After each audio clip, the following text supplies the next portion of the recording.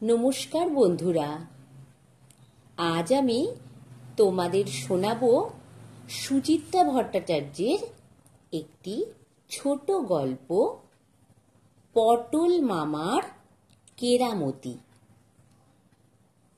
গল্প পাঠের আগে তোমাদেরকে অনুরোধ করব, আমার গল্প যদি তোমাদের ভালো লাগে তাহলে লাইক দিয়ে কমেন্ট করো, আর আমাকে উৎসাহ দেওয়ার জন্য, আমার পাশে থাকার জন্য চ্যানেলটিকে সাবস্ক্রাইব করো।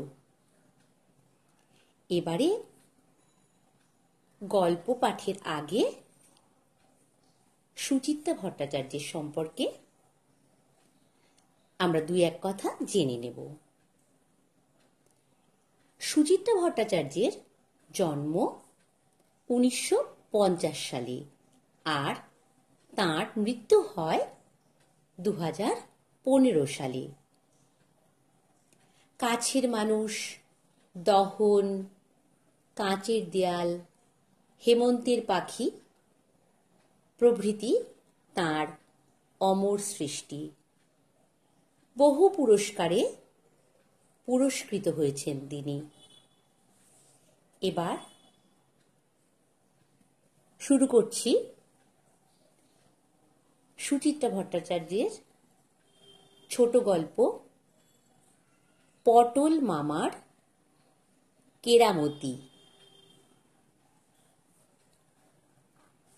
ঘুম থেকে উঠে খবরের কাগজের খেলার পাতায় চোখ পড়তেই তিরিং বিড়িং লাফাতে শুরু করলো বান্টি। শিগগিরই ফুটবলের একটা বড় টুর্নামেন্ট হবে ভারতে, কুইন্স কাপ। আসবে ল্যাটিন আমেরিকার দল, সঙ্গে ইউরোপ, আফ্রিকা, এশিয়ার আরও কয়েকটা বাঘা বাঘা দেশ। কলকাতাতেই নাকি প্রতিযোগিতাটা হওয়ার সম্ভাবনা বেশি।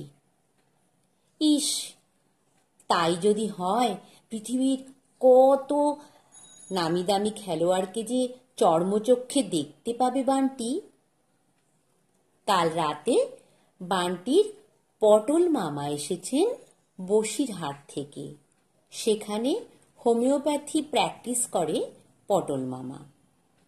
কলকাতা থেকে ডাক্তারখানার জন্য কিছু ওষুধপত্র কিনে নিয়ে যাবে।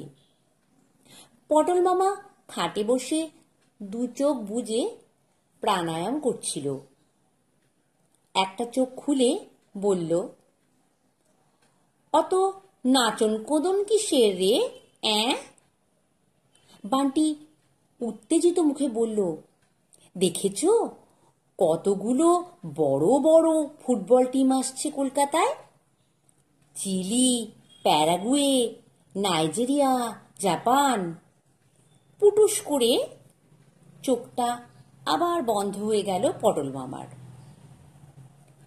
ধীরে সুস্থে তুড়ি মেরে হাই তুলল, এটা একটা খবর।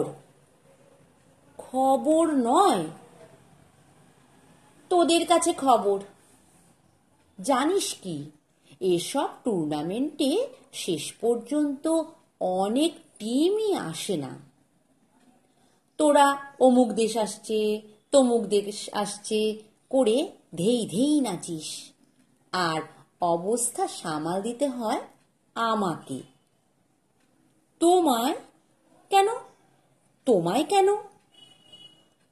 কারণ পটল পাল ছাড়া দেশের প্রেস্টিজ বাঁচাতে কেউ এগিয়ে আসবে না, তাই। পটল মামা কাঁধ ঝাঁকালো। সেবার এই ফুটবল নিয়ে আমার কি ঝকমারিটাই না গেল। একবার বাংলার গ্রামে ছোট, একবার পাঞ্জাবের গ্রামে ছোট। পটল মামার কথার তোড়ে বান্টি ঘাবড়ে গেল। গোটা দুনিয়াটাই নাকি পটল মামার চষা। খেলাধুলোর সুবাদে পৃথিবীর তাবড় তাবড় খেলোয়াড়ই নাকি পটল মামার ইয়ার দোস্ত। সুনীল গাভাস্কারকে পটল মামাই নাকি ব্যাট ধরা শিখিয়েছেন, মাইকেল হোল্ডিংকে পেস বোলিং, ববি ফিশার নাকি দাবা কম্পিটিশনে বসার আগে পটল মামাকে প্রণাম করে যেত, বিয়র্ন বর্গ নাকি পটল মামার পরামর্শ ছাড়া টেনিস কোর্টে পা রাখত না। ফুটবলেও পটল মামার কেরামতি আছে। বান্টি ঈষৎ সন্দিগ্ধ চোখে পটল মামার দিকে তাকালো। ফুটবল নিয়ে আবার কি ঝক্কি ঝামেলা সামলেছ? শুনবি? যা, তার আগে গিয়ে দেখে আয় তোর মার লুচি ভাজা হলো কিনা। সকালবেলা পেটে কিছু না পড়লে এই শর্মার মুখ খোলে না। প্রায় কথা খসার সঙ্গে সঙ্গেই ঘরে জলখাবার হাজির। প্লেটে দিস্তাখানেক লুচি, পাহাড়ের মতো আলু ফুলকপির তরকারি আর ৮ ডজন রসগোল্লা। খাবারের পরিমাণ দেখে পটল মামা যেন কিঞ্চিত প্রীত। টপ টপ দুখানা রসগোল্লা পুড়ল মুখে। ঠোঁট থেকে রস কাচিয়ে নিতে নিতে বলল, নেহেরু গোল্ড কাপের নাম শুনেছিস? কেন শুনবো না? বান্টির তুরন্ত জবাব। কত ভালো ভালো দেশ যে নেহেরু গোল্ড কাপ খেলতে আসতো। Russia, Hungary, Yugoslavia, Argentina, Uruguay, চীন, কোরিয়া। চুপ কর। অনেক গালভরা নাম থাকতো, কিন্তু অর্ধেক দেশই টিম পাঠাতো না। পটল মামা একখানা ফুলকো লুচি ছিঁড়ল। কলকাতায় যেবার নেহেরু গোল্ড কাপ হলো, সে বছর কি কাণ্ডটা ঘটেছিল জানিস? কি আবার হবে? সেবার উরুগুয়ে জিতেছিল। উরুগুয়ে? ছো ছো, কিচ্ছু জানিস না। চীন আর উরুগুয়ে দুটো টিমই তো সেবার বেপাত্তা। নেহাত পটল পাল ছিল বলে সেবার উতরে গেছিল টুর্নামেন্টটা। তুমি টুর্নামেন্ট উতরে দিলে? ঝপ করে খাটে বসে পড়ল বান্টি। কিভাবে? সে এক লম্বা কাহিনী। আলু ফুলকপিতে মুড়ে আস্ত একখানা লুচি মুখে চালান করল পটল মামা। কুচ করে একটা লঙ্কায় কামড় দিয়ে বলল, সেবার আমার কি অবস্থা! রোজ সকাল সন্ধে তখন লন্ডন থেকে ট্রাঙ্ক কল আসছে। একবার পিটার বে, একবার টেড ডেক্সটার ফোন করে। কেন? ওদের ওখানে তখন এক ছোকরা খুব নাম করেছে, ইয়ান বথম। তেড়ে তেড়ে বল করে আর আংতাবড়ি ব্যাট চালায়। ডেক্সটার আর মেয়ে অবিরাম আমায় মিনতি করে চলেছে, পটল প্লিজ কাম। পথামকে বলের সুইংটা শেখাতে হবে, এই আর কি। সঙ্গে ব্যাটিংয়ের একটু মাজা ঘষা। তখন আমার লন্ডন যাওয়ার মোটেই ইচ্ছে নেই। তবু একদিন ধুত্তেরি বলে রাজি হয়ে গেলাম। ভোরবেলা ঘুম থেকে উঠে শতরঞ্চি ট্রাঙ্ক বেঁধে প্লেন ধরার জন্য দমদমে এসেছি। এয়ারপোর্টে খপ করে হরেন হালদার এসে ধরল। কে হরেন হালদার? হরু হরু, আমার বন্ধু। আচারের ব্যবসা ছিল। হরেনই তো তখন ভারতীয় ফুটবলের ১ নম্বর কর্মকর্তা। এয়ারপোর্টের ফেন্সিং টোপকে একেবারে রানওয়েতে এসে আমার হাত চেপে ধরেছে। পটল, যাস নে, আমায় আগে বাঁচিয়ে যা। হাঙ্গেরি, যুগোস্লাভিয়া সব বুড়ো হাবড়াদের টিম পাঠিয়েছে। শেষ মুহূর্তে ডুব মেরে দিয়েছে উরুগুয়ে চীন। কলকাতার পাবলিক যে আমার ছাল ছাড়িয়ে নেবে রে পটল। আমি বললাম, আমি কি করব? হরেন বলল, উরুগুয়ে আর চীনের ব্যাপারটা তোকে ম্যানেজ করতেই হবে। এটা টুর্নামেন্টের প্রথম বছর। এবছরই যদি টুর্নামেন্ট ভেস্তে যায় তো সাড়ে সর্বনাশ হয়ে যাবে। তো আমি বললাম, একটা কাজ কর না, চীনে পাড়ায় গিয়ে 11টা চিনেম্যানকে ধরে মাঠে নামিয়ে দে। আর কলকাতায় তো অনেক সাহেব বেড়াতে আসে, তাদের ধরে বেঁধে উরুগুয়ের প্লেয়ার সাজিয়ে খেলিয়ে দে। হরেন কাঁচুমাচু মুখে বলল, গিয়েছিলাম রে চীনে পাড়ায়, ওরা তো শুনেই খেপচুরিয়াস। বলে, বিদেশে থাকি বলে এভাবে দেশের নাম ডোবাবো। আর সাহেবরা যারা বেড়াতে আসে তারা কেউই মাঠে গিয়ে ফুটবল নিয়ে লাথালাথি করতে রাজি নয়। বলেই আবার হরেন ডুকরে উঠল, তুই আমায় এবারটা বাঁচিয়ে দে রে পটল, তোকে আমি এক জোড়া সোনার বুট উপহার দেব। কি আর করি, বন্ধুর বিপদ বলে কথা। চোখের সামনে দিয়ে লন্ডনের প্লেন উড়ে চলে গেল। ফিরে এসে লাউঞ্জে বসে ভাবছি আর ভাবছি। হঠাৎই মাথায় আইডিয়াটা খেলে গেল।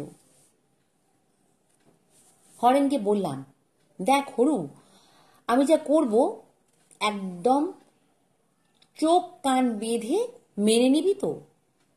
হরেন এক কথায় রাজি, বলে নেব। কিছু খরচাপাতি করতে হবে কিন্তু। কত? এই ধর 5,000। কিছু মেকআপম্যান জোগাড় করতে হবে, আর একবার পাঞ্জাব যেতে হবে। বান্টির চোখ গোল গোল হয়ে গেল। মেকআপম্যান? পাঞ্জাব কেন? মগজটাকে খাটাতে হয় বুঝলি। বান্টির মাথায় আলগা চাঁটি মারল পটল মামা। মেকআপম্যান নিয়ে সোজা চলে গেলাম বেড়া ভাঙা। ওখানকার হেমনন্দন স্কুলের ছেলেগুলোর একটা ফুটবল ম্যাচ দেখেছিলাম।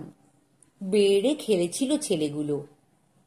ওদেরকেই ধরে ধরে চীনা সাজিয়ে দিলাম। আর পাঞ্জাব থেকে তাগড়াই লোক পাকড়াও করে এনে আমার উরুগুয়ে টিম হয়ে গেল। পাক্কা 7টা দিন টাইম ছিল। 2 দলকেই ঝেড়ে ট্রেনিং দিলাম। 2টো টিমই লাফাতে লাফাতে ফাইনালে উঠে গেল।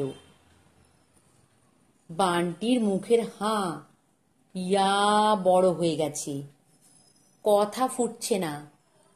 পটল মামা বলল, হাঁ বন্ধ কর, মুখে মাছি ঢুকে যাবে। বান্টি কোনো ক্রমে ঢোক গিলে বলল, ওরাই চীন আর উরুগুয়ে টিম হয়ে গেল? কেউ কিছু ধরতে পারল না? আরে বাবা, তার জন্য আমার প্রচুর খাটতে হয়েছে। আর জানিস তো, চিরকাল আমি সত্যের পূজারি। বাঙালি আর পাঞ্জাবি ছেলেদের ফলস নাম নিয়ে খেলাবো, এ আমার ধর্মে সইবে না। তাই ওদের নামগুলোকেই ঘুরিয়ে ফিরিয়ে চীনে আর উরুগুয়ে করে দিলাম। কেমন করে? কায়দা আছে। যেমন ধর শোভেন, ওর নামে একটা অনুস্বার গুঁজে দিলে হয় সংভেন। সেটাকে একটু বেঁকিয়ে দিলে সাংবিন। ব্যাকরণে পড়িসনি তৎসম, তদ্ভব, অপভ্রংশ, সেরকমই আর কি। সাংবিন হলো শোভেনেরই অপভ্রংশ।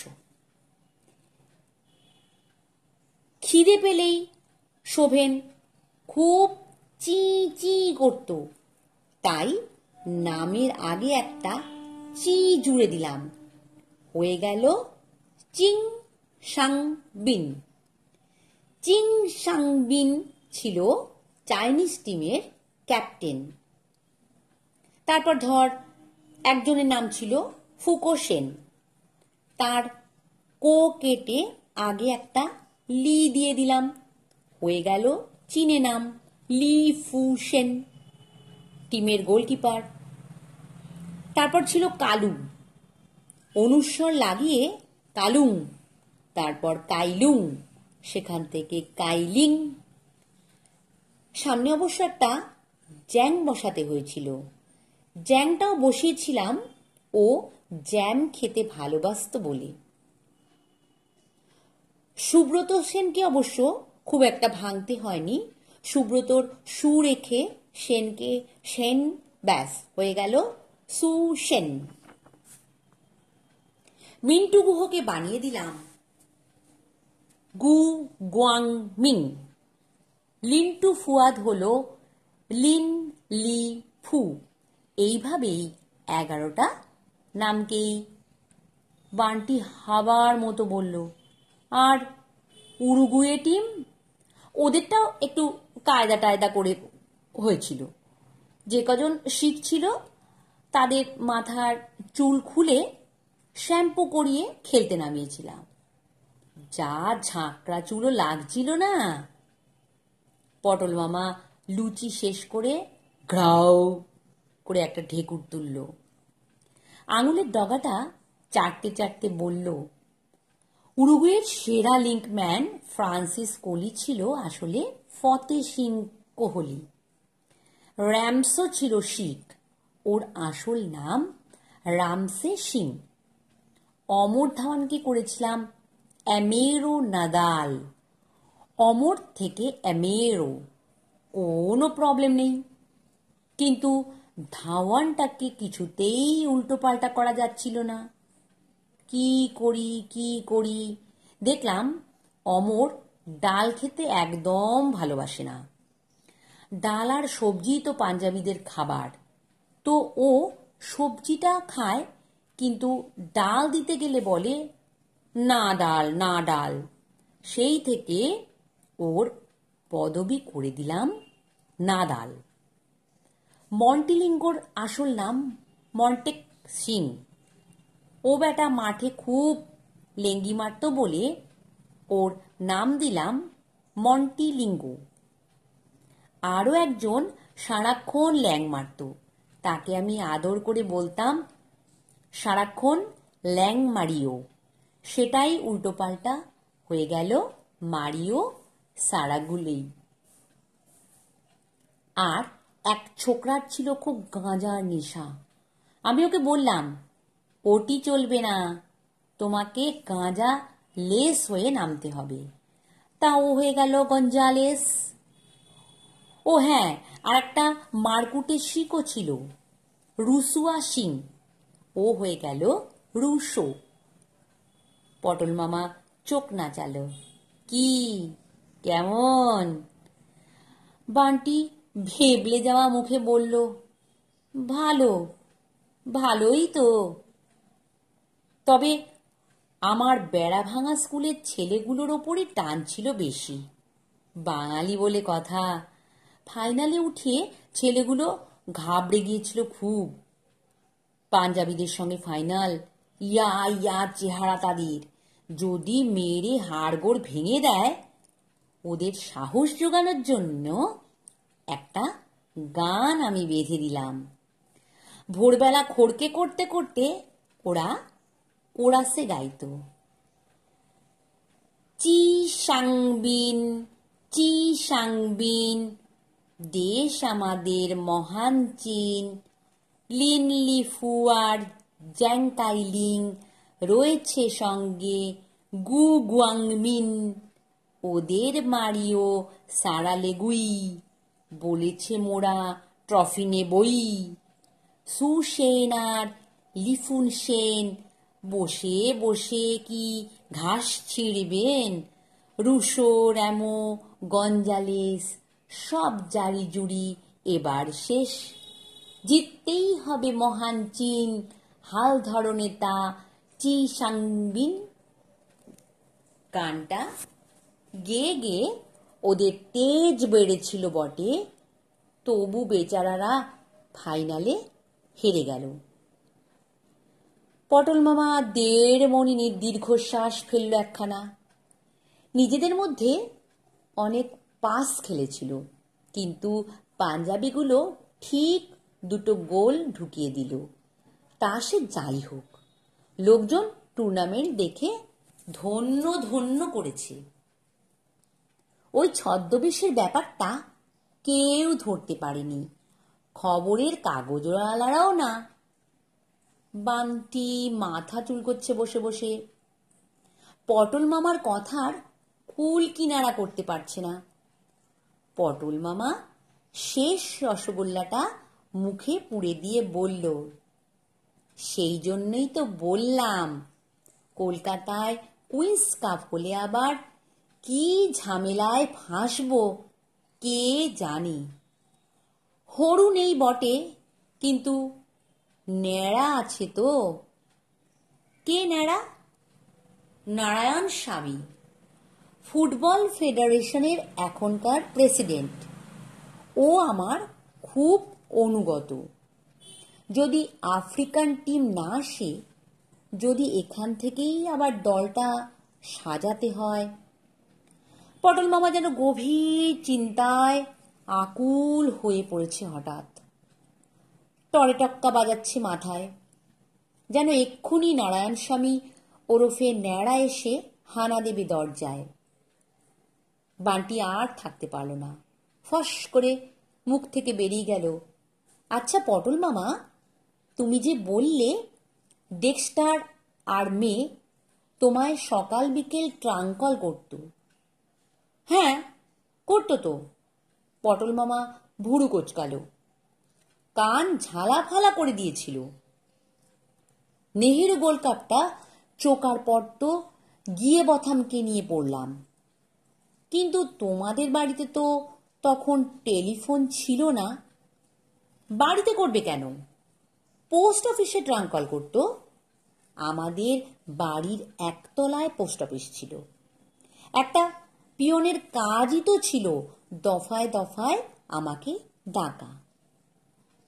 বান্টি বিনবিন করে প্রতিবাদ করল, কিন্তু তোমাদের বসিরহাটের বাড়িটাই তো একতলা, তখন দোতলা ছিল।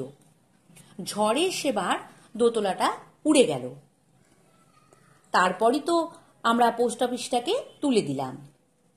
সৌরভ গাঙ্গুলি তখন রোজ বলছে, পটল মামা ফের দোতলাটা তুলে নিন, আমি লোক লাগিয়ে বানিয়ে দিচ্ছি। পটল মামা তার নেয়াপতি ভুঁড়িতে হাত বোলালো।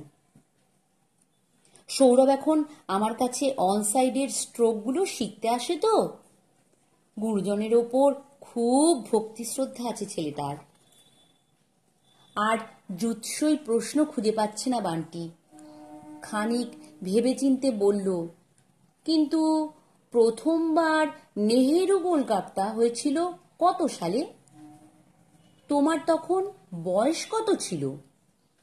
আমার মার বয়স তো 43, তুমি তার থেকে 4 বছরের ছোট, তাহলে তখন তোমার। বান্টির মা ঘরে ঢুকেছে, সঙ্গে সঙ্গে পটল মামার চোখ মুখ বদলে গেল। রাগ রাগ গলায় বলল, বুলুদি, সকালবেলা উঠে বান্টি পড়াশুনো করে না? সামনের মাসে না ওর অ্যানুয়াল পরীক্ষা? বই খাতা না খুলে সারাক্ষণ বকর বকর করছে। বান্টির মা চোখ পাকিয়ে তাকিয়েছে বান্টির দিকে। ব্যাস ওইটুকু অবসরেই আলনা থেকে পাঞ্জাবি তুলে পটল মামা হাওয়া। বোধহয় সৌরভ গাঙ্গুলির সঙ্গে দেখা করতে ছুটল, কিংবা নারায়ণ স্বামী। নমস্কার।